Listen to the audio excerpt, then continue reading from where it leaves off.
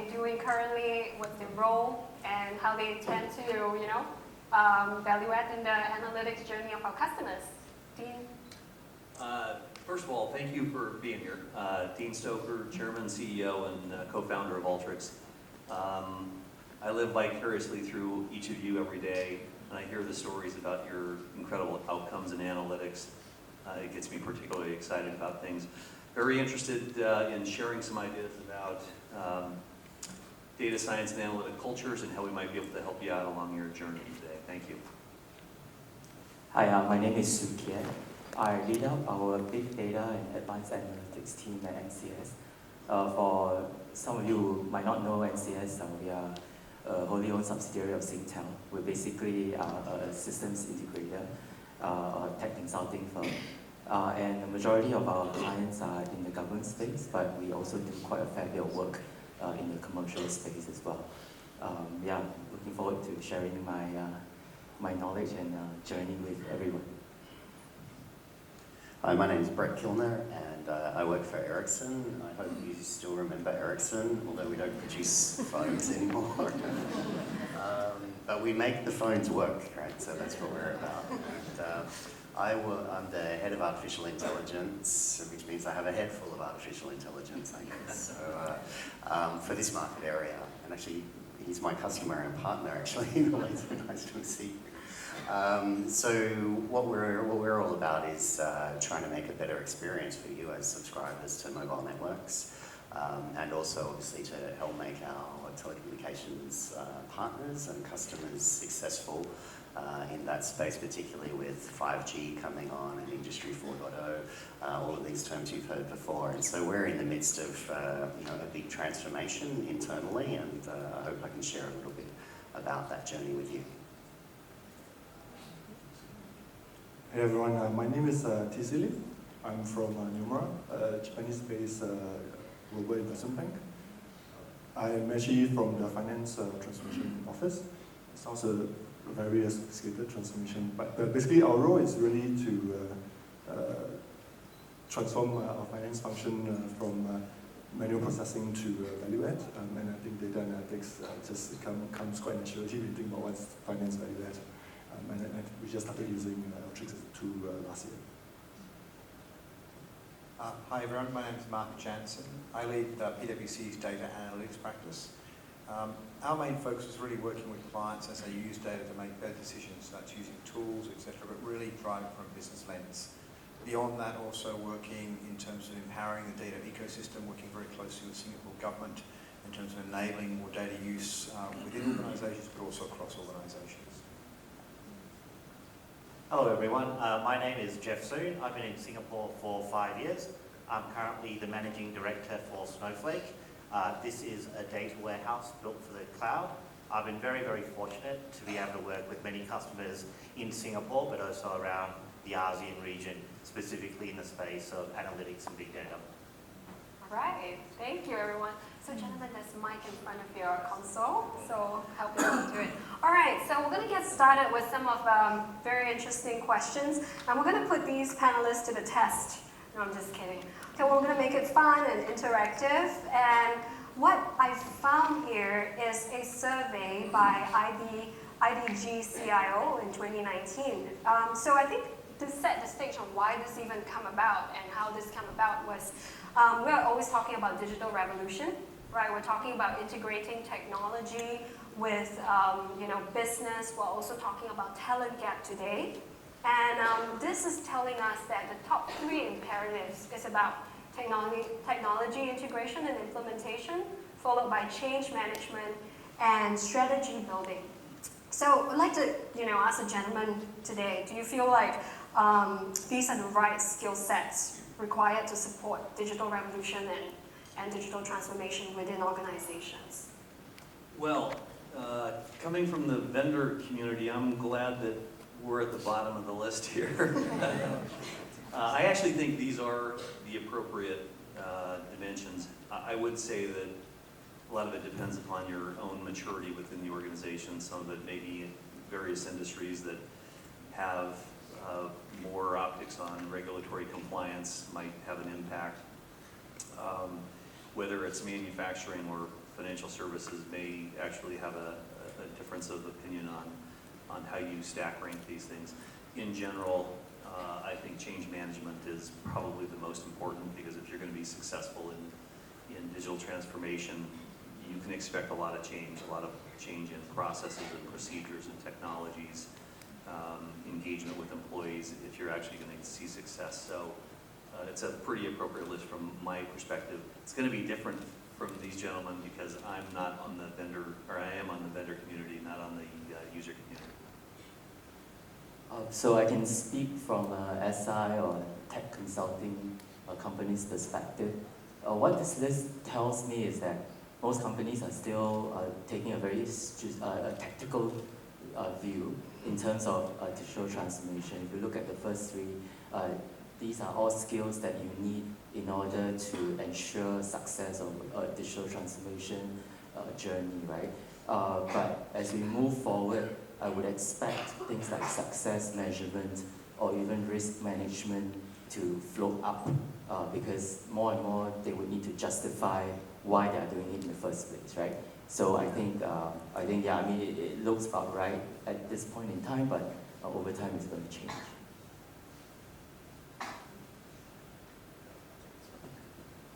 I'm actually surprised financial and cost management is so low in the chart. Yeah, Brett? I guess after you've implemented the technology, then it becomes a problem. It's, manage the costs. Yes, that's right. Yeah, but I'd echo Dean's thoughts. At least in the early phases of doing your transformation, that change management piece is such an important part. And culture beats strategy every time, right? So you got to sort of build that culture through change management to change the ways of working in an organisation. It's very easy to say, I work for a company that has 150,000 employees. I mean, it's it's a big company. So how you go about making the change in such a large company becomes very relevant, and how you communicate, and how it needs to come from the CEO down, and these kinds of things, right? So I'm not surprised, and I think you could, if it wasn't digital transformation, it could be anything else. It would probably be the same order. Like anything new would be like this. Anything that requires some technology. Boring just now, so I try to be a bit more interesting.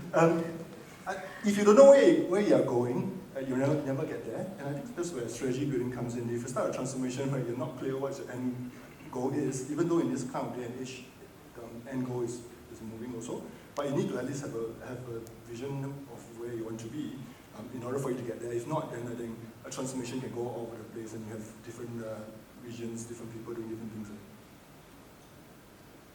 Yeah, I mean, I agree with everything you said. Maybe I just look at some things in a slightly different order in terms of if you're doing a project, I think the strategy is the first thing. So whilst it may not be the most important, it is critical up front to have that. I think the one that's missing off there from my mind, which is linked to strategy, is actually understanding organisational capability. So the capability to change, the organisational readiness for change are really, really critical factors that then flow into, obviously, technology integration skills are critical, but they're enablers. But I think that skills alignment and the CEO alignment first and foremost, because without those things, actually you can have lots of issues. And to Sue Kiat's point, then you need to start measuring it, because for us, where we get involved in a lot of transformation programs, we see a lot happening. We see a lot 6 months later having zero or negative impact.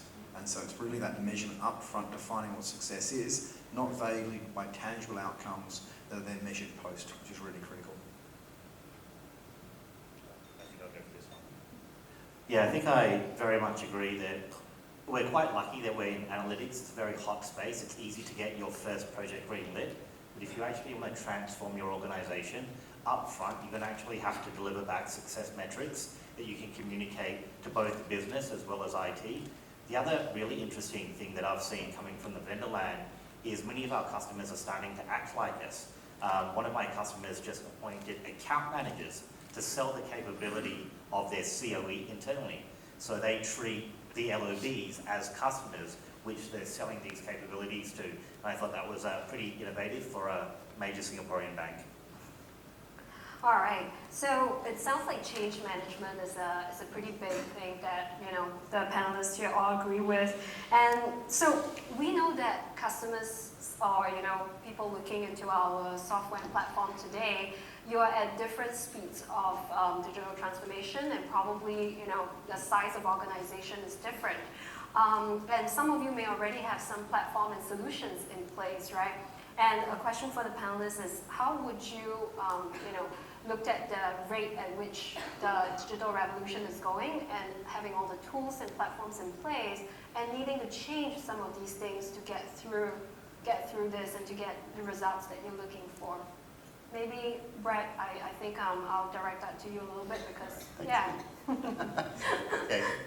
So as I said before, I think culture beats strategy every time, and I think you read that in a lot of business books, like I did. But what I see as being one of the people who has deployed a platform and has you know, got onto the CEO's message around, you know, digital transformation and kind of leading that in that space is that we don't get people on there fast enough. We don't get people working fast enough in the new ways. So, I mean, it was like Danny was saying before, for those of you who are in here, that people are in a comfort zone where first thing they log into when they turn the PC on is Outlook, Excel, right? And that's how they're living in a lot of companies, and Ericsson is a bit like that as well. So I think you know, getting people on board with the new way of working could be faster, and so what I'm really focused on is trying to get more and more people's hands onto Alteryx, for example, and others, but Alteryx in particular, because as you've seen from the demo just now, I mean, it's extremely easy to use with no code, and you can derive value very quickly. And I'll give you an example. We had a lady from our supply organization come into our automation team, and she was saying that every day, you know, she spends the first 2 hours of her day basically combining a bunch of Excel sheets to track movement of materials, you know, from across the globe and then locally in the country. And this was 2 hours every single day. Every morning, the report needed to be out by 11. This is her life, right? So she came in and saw us and asked us for help, and in the space of 2 hours, that same 2 hours, we had automated that and set it on the server on Alteryx and scheduling that to run every day. So now those 2 hours where she was spending time doing that, that is now free for her to actually analyze the results, take actions, and so on. And we find that, you know, just those little touch points can make such a big difference. And you can find a pain point that somebody's having, that you can bring them on board onto the journey by addressing it specifically to that, and that's how you kind of connect your strategy down to the individual. And that's what we'll be doing. In fact, let me just add that if you look at the last couple of decades, when the last modernization effort occurred, moving to traditional BI and analytic platforms, SAS, SPSS, God knows, Bob J, nobody wanted to do things risky because it was always a 3-year effort, a $6 million spend, and so there wasn't the notion of fail fast because you couldn't actually do anything fast. And so there was a risk aversion.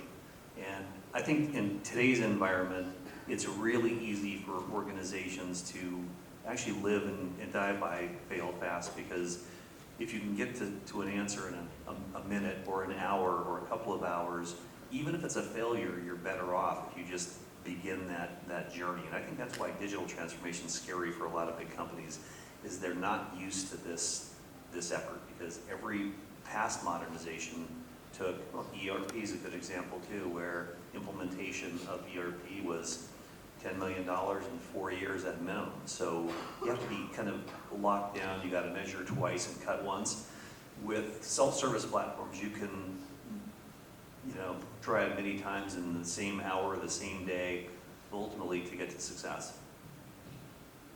So a question here for everyone. So do you feel like when you're looking at organizations and customers who have been very successful in digital transformation, that you surround yourself with business savvy people or tech savvy talent? What's the mix that you're seeing here? Maybe the consulting and the SI folks can answer that.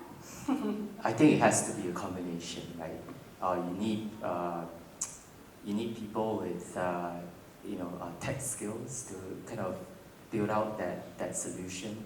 You need data scientists or data analysts to kind of crunch through the numbers, build the models that we saw earlier on.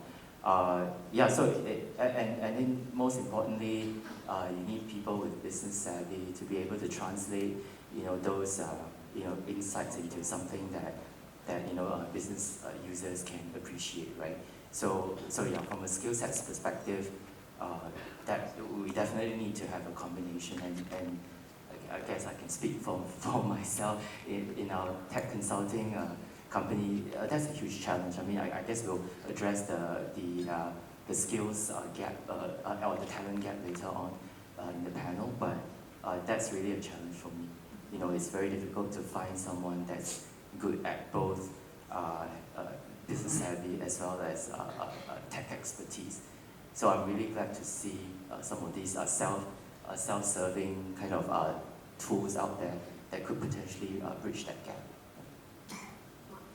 Sure.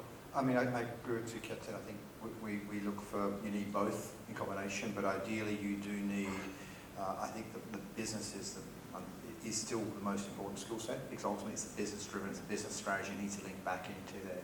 So I think particularly with more and more self-service, you're seeing the age where actually being a data scientist is highly relevant, but actually being able to have that business savvy is more relevant. So we're seeing a shift back. So ultimately I look at this as a fundamental shift to data-oriented organisations, which means business-oriented organisations. So we very much are looking for, as Siow would know, sort of the unicorn individuals who can bring the combination of both and then really look to develop those with the data science background around the business skills.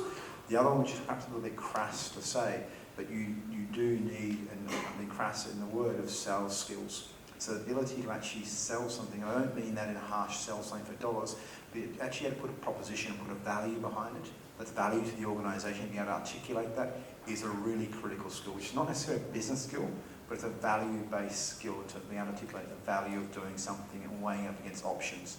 And that's something, doesn't really matter what your background is a critical skill. Right. And Geoff, coming from the enterprise data warehousing industry, what do you see? You interact with IT and technology teams every day. Do you see them getting better at talking business and change management? Look, I think it's undeniable that it's a challenge. I mean, I came from an organisation previously where we had to transform workplaces to get them to adopt technology. People had to learn open source coding. And I think the reality is most of us aren't from organisations with that appetite for change. So that's why I think it's so important that we lower the barriers to entry to technology. Things such as Alteryx make it easy for anyone to start to do this, as compared to having to do a 6-month skill future course, and still you'll be an amateur. When it comes to data warehousing, the barriers to entry used to be just so high. It used to be $1 million project, 6 months, just to get to step one. And that's why our organisation tried to make that into a much more easier, accessible experience. So I think it's our job from the vendor space to lower the barriers to entry to some of these critical skill sets that you need. One minor point, just reflecting on the NTUC presentation before. So historically, go back 5-10 years ago, most people went through one transformation maybe in their lifetime. Today we're going through transformations every day. So most organisations are going through some level of transformation, people are going through multiple levels of transformation in their organisations. So it's a fundamental different world from that standpoint, and therefore as organisations go, the big emphasis needs to be on these transformation skills, which are some of them up here. It's kind of a core skill set because it's not once in a lifetime. We're doing multiple every minute of the day across organisations. Right. And TC from NOMURA, right? You are very savvy and technically very sound in the finance world. So as you embark on Alteryx, right? What are some of the key things that you learned in getting people to learn and adopt the platform and the solution? I think one of the key things is a lot of people needs to see it to believe it. Personally, I'm the kind of people. You can sell me all this technology to death, but if I don't see it applied to my work, I think it's hard to convince them. So we always start off with 10% of the firm who is probably more early innovators. We let them have the tool, they play around with it, and they start building solutions. And when the solution comes, then we do show and tell. So we're just starting this series of show and tell where we are actually getting our own internal people, rather than Alteryx people showing how wonderful this tool is. We are getting our own people to show some of the technologies that we are using internally. And I think that helps because they can then see that how it impacts their life. And I think that's the easiest way to convince people to adapt to the new tools and technologies. So what was the first challenge that you noticed when, assuming you got very convinced about the Alteryx, and then what was the first challenge that you faced when you're trying to get your team to look into it as well? Usual response from finance people is no time, right? We're too busy with all sorts of stuff, right? So the irony only quite often is some of these tools help you to save time because you have to automate and be more efficient, as various speakers mentioned, right? So reduce processing from 2 hours to 10 seconds or whatever. And but most people don't have time to start, so and that's the challenge. Right. So the citizen data scientist is a term coined by Gartner, and we're using it a lot these days. How does the panelists feel about, maybe let's talk about Asia in general, right? Shifting into the citizen data scientist area. Anybody? Well, it's not just Asia, it's worldwide. I think the data challenges that people face in every functional area, in every vertical, everywhere on Earth is the same. And I think that the reason we have to embrace the citizen data scientists is there aren't enough PhD trained statisticians. They're never going to be able to solve the world's problems. We got to get them working on moonshots and edge cases. I think I said at lunchtime that notice that autonomous vehicles are still crashing. Well, that's because the scientists are still working on mundane projects and not spending more of their time on the sophisticated moonshots. So we've got to get the mere mortals in the line of business who actually have the best context around the questions that get asked every single hour of every single day. We got to give them liberating platforms that make it easy to iterate and solve not just day-to-day reporting questions or audit or tax kinds of issues, but allow them to start prosecuting questions that they never dreamed that they could ask before, of databases that they didn't know were accessible before. And so we've got to amplify human intelligence before we sell out to artificial intelligence. There is a point in time where the machine will do all the repeatable things in a linear fashion that they're good at, but without injecting human logic from people who actually have context, I don't think data science has a chance. So we've kind of built our business on making sure that we can provide that kind of a liberating platform for more people. Yeah, just to give a perspective, and this is from PwC, not as an organisation providing scope consulting, but really internally from ourselves. So I run a reasonable sized data analytics team. We get a lot of demand for our services across the firm for doing a variety of things. More often than not, it's just do a very simple dashboard, which actually a common user should be able to do themselves. There's a huge leap of fear around doing these things, and to the TC's point in terms of people want to see stuff. We're just embarking on a program which is being rolled out globally here as well. We're training actually every one of our employees in all the different platforms. So Alteryx being one of them that we're using across the globe. Part of that is to exactly the point in terms of people starting to learn how to use these things at a very basic level to help themselves. And the objective of that then means actually for my team, more likely than not, they'll start getting pulled into higher order things as people become aware of what is possible, what's not possible. There'll be lots of mistakes along the way, there'll be lots of challenges, but actually we start moving to much higher order solutioning rather than very basic. And this is almost going back to the time when Excel first came out. People didn't want to use Excel. They struggled with the use of Excel, yet it's now sort of the most advanced application in the world. I say that ironically. So it's a really important thing in terms of uplifting and skills. And it's not just a select group transformation program. Actually, there needs to be a full uplift across organisations. Because where we are from a data standpoint, if you look at the long-term impact on GDP, the impact on organisations is exponential, but it's not exponential for another 3-4 years' time. In that time period, you've got learning organisations where people are starting to learn. Those organisations that don't learn, they get left behind on the exponential curve. And so right now is really the sort of the time to start moving across the board.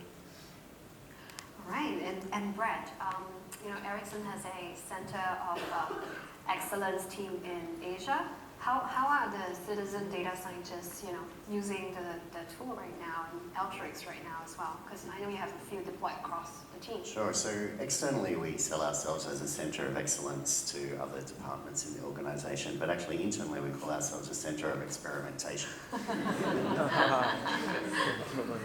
which we're doing a lot of in Alteryx. So, and I think that's important because it's important to the fail fast thing. But really, allow people to try things and fail. And so it's been a bit of a journey for us along the way. I would say, the team that started this Centre of Excellence, they are kind of like rocket engineers in the RF world, right? So they're radio frequency engineers. These guys are extremely clever. To me, it's a kind of black magic. I don't know how it works, it just does. So these were the types of people that we got into the team at first. And they were driven by the fact they had to answer tough questions from similar types of people that were working in network operators and carriers. So they needed to have these new analytic tools, come up with answers faster, be able to blend lots of different kinds of data together and give recommendations to customers about how they should spend their millions of dollars in rolling out networks. So that was a very good group to start with. Right? They just had the right skill set, they had the right challenge in front of them, they were analytically minded. As we go forward, the idea is to add more and more people from across the organisation into that mix and show each of them value in their particular job role. So independent of the data, they're giving them the access to the platform. And my search at the moment is to go right across the whole region and find the people that just tick that box of this is the right analytically minded person to empower, right? And lead these people to be the ones, and we're calling them Tiger Team. So this Tiger Team is what we're creating across the region at the moment. Anything else to add on the citizen data scientist topic? Okay. Yes, I'm a huge skeptic of this term, citizen data scientist. Sure. But that was me about maybe 3 years ago when this when we first term started talking, right? was first coined. Because I think when this term was first coined, a lot of the tools, I don't believe they truly can be easily understandable by any regular Joe, right? You still need to know, some of your data science concepts. You still need to know a little bit of data engineering, data management. So a huge skeptic, but the good thing is with time, things improve. Obviously, we saw that demo earlier on that blew my mind away. So even the whole notion of automated machine learning and all that is being incorporated into tools like Alteryx. So I think it's just going to get easier, right? And also this notion of data literacy, right?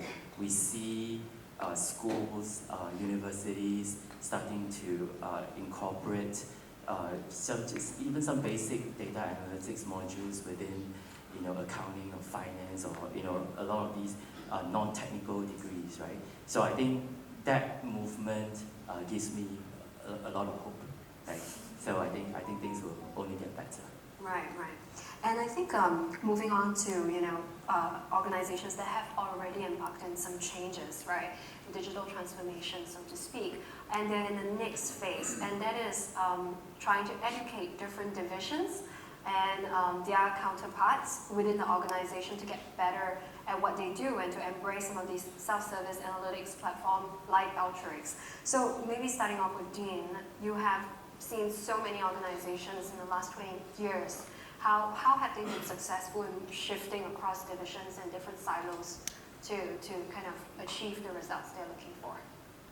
Well, I've seen a plethora of ideas be used by organizations depending upon their geographic distribution, based upon the practices that they're in. Because we deal with almost all the global analytic consulting firms and all the big four accounting firms, from the Bains, the McKinseys, the BCGs to the PwCs, the EYs. We've kind of seen everyone deploy differently for reasons that are important to them and their operations. One thing that works universally, however, regardless of how it's actually deployed, is making the digital journey a collaborative one. Nobody wants to blaze trails and do it on their own. The only way you really learn about data and best practices and governance and security and all the things that are, one, important to the organization's health and sustainability, along with just learning about what can and can't be done, is you've got to make it collaborative. I think you also, the other thing I've seen is you have to make it competitive. People love to be able to compete with data. And so I've seen organizations hold internal codathons or hackathons, or what we call Grand Prix, where you give your ambassadors, those people who are most curious and most fascinated and are willing to dive into any kind of data, you put them on stage and you let them solve real world problems. Or you invite everyone in the organization to solve a nonprofit effort where everyone's using data, science, and analytics to give back to the world. And to me, those are the things that really resonate, where people begin to see that they can solve not just the little KPI problem that you've got in your functional area every day, but they can start to resolve climate change and save the whales and deforestation and all the things that affect everybody.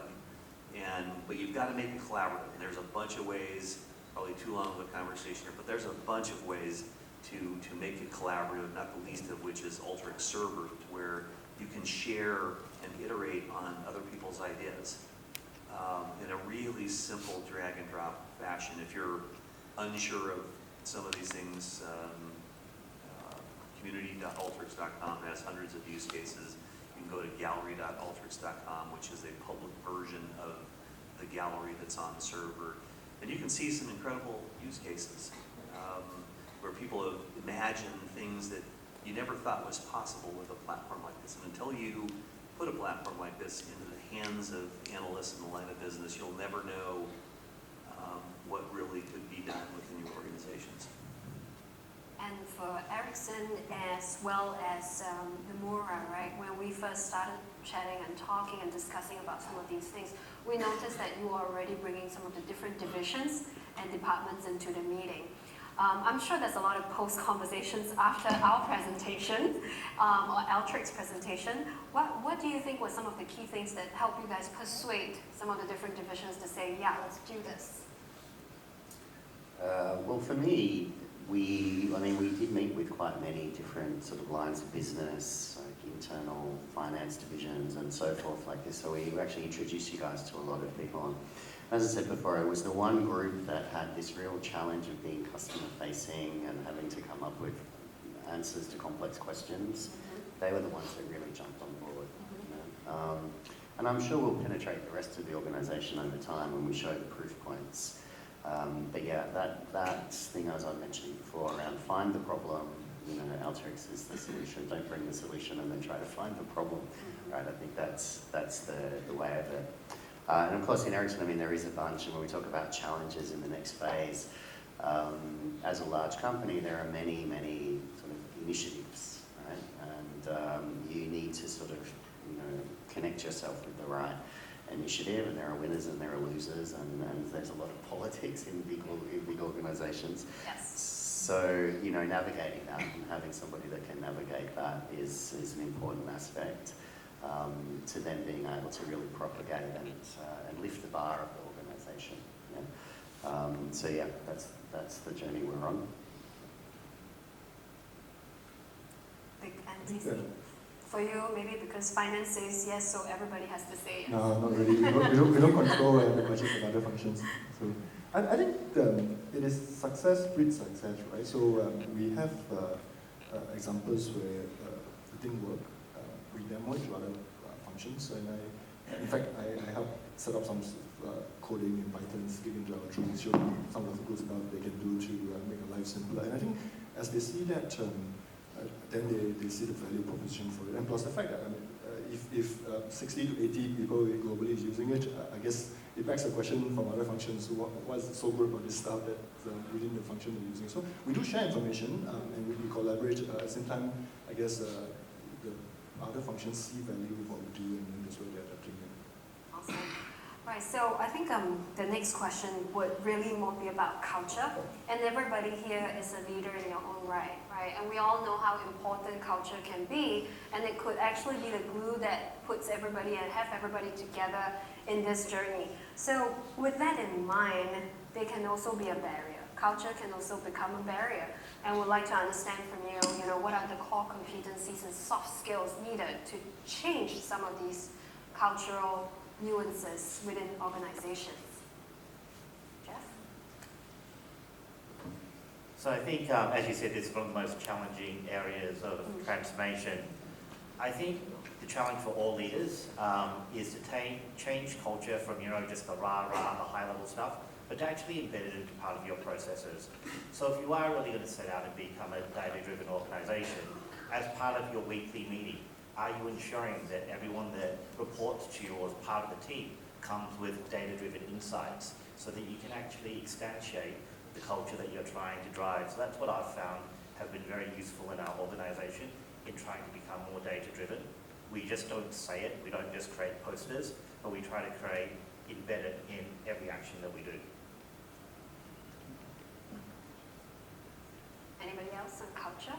Do you want to share the culture in Alteryx as well? Well, I think the kind of the foundation for driving a great culture is curiosity. And if people don't have the curiosity to want to investigate data and uncover things that they've never seen before, I think driving a culture of seeing data as an asset, a raw material for success in business, I think that's the most important soft skill. For example, we internally hire and have onboarding for 50 new employees pretty much every single month. And we put every worker through 3 hours of Alteryx training, that's it. Doesn't matter what group they're in. They could be a developer in the engineering team. They could be somebody in accounting or finance or marketing or HR. They all go through this training, and the next day, we put them up in front of the entire team, and they present back what they've built. We don't even tell them what to build. We say, go find some data. There's plenty of sources. You can go to Azure, you can go to all kinds of open government sites. There's tons of data about everything. Just go build something. Go build something that you're interested in and present it back. So one is really just a curiosity. And then, of course, I think the other important soft skill I think was said here is that you have to, the hardest question, or the hardest part of analytics is knowing what question you want to ask. The second hardest part in analytics is knowing what the data is telling you. And so effective storytellers around data, I think, is particularly useful as a soft skill. And we put every employee through it, and you can't imagine the kinds of stuff people come up with. I've seen use cases where, again, it's not something we can monetize, but I've seen marketing people come up with what national park in the US you want to visit if you enjoy seeing UFOs. I've seen bagel delivery services being built. I've seen fantasy football games being created. And when you take these curious individuals out of the day-to-day task of, financial reporting or KPI analytics, and put them into something that's fun and interesting, you really begin to derive an incredible culture where people understand the possibilities. To me, one, it's more fun that way, and two, you really get to see who can step up to solve the challenges. We even have most of our employees actually learn the product before they even have their first interview, because we want them to be productive in the workplace. We actually give software to university students and give them 6 months licenses after they graduate, because when they come to work for you, we want them to be productive day one. So make sure they're curious, make sure that they're trying things that have never been tried before with data. And Zach, I agree. So there's a whole lot of things that are important, but the curiosity, the learning aspect, ability to learn, and that's really important because many of us represent companies which are fairly young in general age or whatever else, but there's been a couple of examples where we say, okay, I get someone's 2 hours workload down to 10 seconds. If there's 4 people who cut down by 10 to 10 seconds, that's 1 less person. So it's nice, but at the end of the day, companies are shareholder driven, so that means maybe 1 less person in the organisation. So that's a kind of a somber thought. But the positive thought of this is particularly around learning, is understanding when you're doing more analysis of information rather than the processing of information, hopefully that unlocks more value. So the one, just on the last question on digital transformation, where's the next evolution of that going? It's going from the automating or doing things quicker that we already do in the efficiency play, to actually longer term at the higher end is actually starting to say what value does my data have, and therefore can I do things I'm not doing today that I could do tomorrow? Or are there other value streams out there? So understanding the value of data is really critical. That then leads into where we see the blockages in a number of transformation programs when things like data quality aren't that great. Because data as an asset is only as good as the quality of the data. So whilst you do things quick, that piece around making sure quality of the information, managing as an asset is really key, but at the same time your people need to be able to transform into more learning, because otherwise that 2-hour job, there's 4 of them, that means 1 person potentially is not there, which is not a positive outcome, but that means the reality is though you've got valuable skills that you want to utilise, because hiring new people is not easy either. So that learning piece is really critical. Yeah, I think that's a really good point too, around that. I mean, typically, higher level managers might think of automation as a way to reduce workforce, right? And then they want to see, okay, what's my efficiency? And managers do ask me this question. But I like to turn it around and say, with the extra time that person has, they can now do things that they've never been able to do before. Right? McKinsey came out with a very good study which was around AI, which is my area, and saying if you have a cost efficiency focus, yeah, you might increase your profit by 1 or 2%, right? If you're fast to adopt it. But if you actually focus on being an innovator, you can actually improve your profit by up to 10%, was what their study said. And I very much embrace that. And I also believe that it's about retraining people, because at the end of the day, somebody needs to train that model, they need to sustain it with good data, and then they need to explain it, what's happening. So that train, sustain and explain is what people are going to be doing when the machines are doing everything else. Yeah. And I think that people sort of start to take a bit more comfort in that when they realise that they're not automating themselves out of a job, but they're actually going to be standing on a higher platform and doing higher level things that are going to drive the company forward, and they're going to be valued. So that's part, I think, of the cultural change, is to be sending that message out, that you're not losing your job, we're reskilling you, we're retooling you for your future.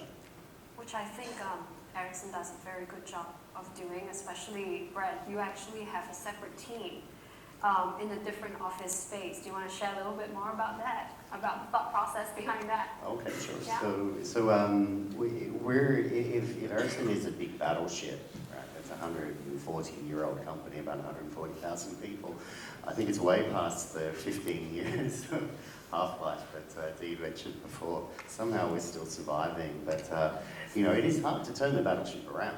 Right? So what we sort of deployed was a bunch of jet skis that are sort of driving things forward, and it's a cross-functional team representing IT, data scientists in there, various SMEs from the lines of business. And what I did is I wanted to get them out of the mold of Ericsson, the big company, right, and get them out of the Ericsson corporate branded office and the Ericsson corporate branded thinking that most large companies have. So actually I moved my team, and we're based in WeWork over here in Suntec. And we collaborate with our partners in a shared space. And I found that is a really good way just to kind of release the shackles of thinking in the traditional sense, and get them working closely with our partners. So the Alteryx team come and visit twice a week. We work with them and some of our other partners as well. And we really try to get the most value out of it in this collaborative space. To try and experiment with new things, and I found that this has been, people have come out of their shells, and we've discovered new capabilities amongst that team that perhaps back in the office they would have been distracted by, internal meetings and whatever else. But I found that this is a good way of separating, like I say, the jet skis from the battleship, and it's working so far. And I like where we work. It's a cool place. You get free beers after 5, right? All right. So we're nearing the end of this session, and I think I want to kind of explore a little bit about the risk of organizations not developing a culture of self-service analytics. I think in the past couple of years when I'm with Alteryx, I noticed that there are a lot of organizations, C-suite, even analysts, right, business analysts, is very keen to move forward. However, I've also chanced upon a couple of organizations where cultural change becomes a very, very tedious task and people give up after a year. So what do you think are the risks to organizations not even developing something that is of self-service in the digital space? Reliance on maybe a center of excellence or a core team of so-called experts to do everything, right? And that inevitably will slow things down, right? So, and we know that in this, a fast-changing world, if you don't react quickly, you're just going to render yourself irrelevant. So I think, really the risk is things moving too slowly, and we can barely afford that today. Yeah, I think that's a really good point. In Ericsson, there are, teams of data scientists where, we were sitting here like 2 years ago and trying to ask those guys to do something for us, right? And they just had zero time and couldn't access, and they were a bottleneck. And the thing is, when we created our COE, was not to just replicate that here in Singapore. So it's really key that that team of that COE actually become a guiding force for the rest of the organisation. Rather than a bottleneck, and I think that's really important. And so the other thing that we've done is actually to create an AI academy where these people actually teach people from around the region who come here and learn, and basically then become the champions in each unit to go propagate that capability, so that we're not becoming that bottleneck of the centre of excellence. So I think that's really important. Also, you have like the analytics team you were mentioning before that becomes the centre of every request, and that's not what we want. We want to bring everybody up so that they can all create their own dashboards, and then the cases maybe that the COE is working on are those higher level ones, those ones that may be requiring more data science skills, or something else that's more complex, and maybe a first time or some groundbreaking thing that we want to trial out, a high level prototype. Yeah, I think what was interesting was Dean's presentation just now, where somehow financial service was high on the end of data analytics. I'm not sure it's for US financial services, but because I don't really see that here, to be honest, across the industry, financial service industry here.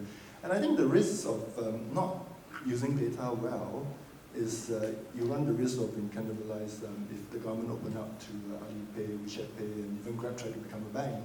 You run the risk of the fact that they have much better processors, they have much better usage of data, they know their customer better than us, they know their business better than us. And I think it's quite risky if we do not start changing ourselves. Personally, my view on this is banks, at least here, are way behind, even consumer banks and Geoff mentioned are way behind a lot of these FMCG supermarket chains that use data very well. I would add that I think the biggest risk in the long term, of course, is not just being disintermediated, but being destroyed.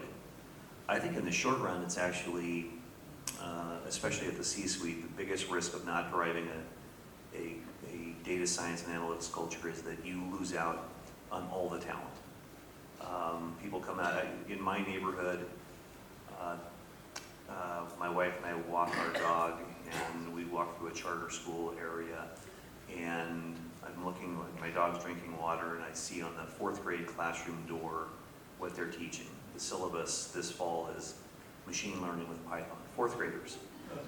But those 4th graders will never go to work for your company unless you make it engaging and fun and exciting, because there's lots of choices.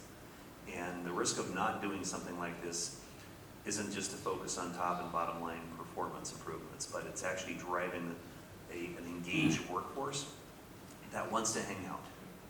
And if you don't do it, you'll not only lose all the people you have, you won't be able to attract all the people you want. And that's the death knell of not engaging in a culture like this. I mean, I agree with what you just said there. I think the skill sets we're talking about community organisations are a given. So from a graduate level, it's a given that everyone will have these skill sets. So self-service is part of the evolution of that, where organisations need to do it. The risk is right now, which is what we see happening in many organisations, high quality talent is completely wasted doing fairly low value activities or very simple activities. That talent then leaves. It's in high demand, we're short in skills, and it creates a vicious cycle where people don't want to do things, they feel afraid to do things. So I think there's a lot of risks of doing self-service. And I think there needs to be strong structures around how things are done and managed through the processes. But in not doing, you also do a huge disservice because it's a given. And it's actually in everyone's best interest to push it very hard, because for many people, say 5, 10 years experience, they also quickly become irrelevant because it is hygiene. So I just don't think it's not a question, it's a given. Look, I think it's unrealistic that a small group of data scientists will save any organisation out there, you know, a major bank, a blockbuster, etc. Unless you really empower the entire workforce and make it the mission of everyone to transform the organisation, it's not going to happen. You can't buy transformation from McKinsey or a consulting. You can't buy it by having 5 PhDs. It can only come from an organisation. So that's why I think you have to do it, because transformation comes from everyone, not a small bunch of people. Maybe just one small point to add. When we look at organisations we want to work with in an ideal world situation, first look at who the CEO is. Then we look at the management team around, and then we look at organisation capability. Those things are determinants of success of a project. If you don't have those things, then we know it's low likelihood, we think the buying power is perhaps immature, or high probability of fail. So it's very, very key, and it's the same with employers. People are starting to look very smartly at those things. Right. So moving to our last question, right? So how has self-service analytics impact some of our customers' business or your business? And yeah, Brett, maybe you want to go first? Thanks. Okay. All right, so immediately what we've seen, we've had some very quick wins in our early stages of doing the self-service analytics, like the example I mentioned about the lady from supply. We also developed a model that where 400 people in an office in India were working on a specific business process. We actually managed to automate that completely using Alteryx. So that was, a massive revelation, and we're doing some things in Thailand as well. So we're starting to see quite a lot of these quick wins. And so what's happened very quickly is that this kind of prototyping center of experimentation and its strange applications, Alteryx and some of the others that the corporate people hadn't heard of, now became very popular and interesting in the corridors of power back in Sweden. So now we're seeing that this is now being adopted, and on a global scale, we're actually moving forward with creating platforms for citizen data scientists. And that's a process that's ongoing right now. So we're seeing that it's being recognised, and it is now at a point where it's being adopted. So I think that this is great, and also more than that, what it's doing for us internally, but for our customers as well. I think that it's now giving them new insights that we weren't able to give before, right? And we're able to turn those things around fast, and that's really important. So that's pushing the new capability wave, and that's hopefully mean we'll be around for a little bit longer at least. Tracy, anything to add? I think what's interesting is that the firm, different function consultants, starting to think about how they use the data. To quote some senior guys, we don't really use data that well. And when you talk to, I did pure Power BI training across the firm, and you can start seeing people start asking questions about, it's not just about the presentation of data, but what information you want to see, what insights you want to get. So it's quite interesting, and that's starting to happen. All right. Anything else to add from the panelists, Geoff?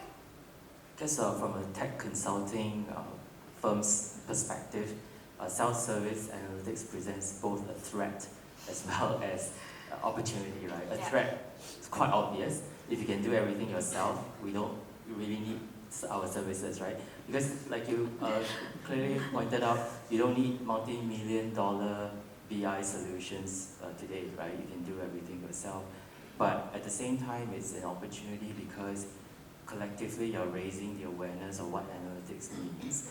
So really we are in the business of enabling our clients to be able to do data analytics. So that means being able to recommend analytics platform, being able to help install those platforms and being able to co-create use cases on top of those platforms. I think that's the kind of role that we see ourselves doing today. Sounds good, sounds good. All right, so with that, everyone, thank you for staying with us, and we'd like to thank all the panelists for spending time together with us. So let's give them a round of applause. Thank you.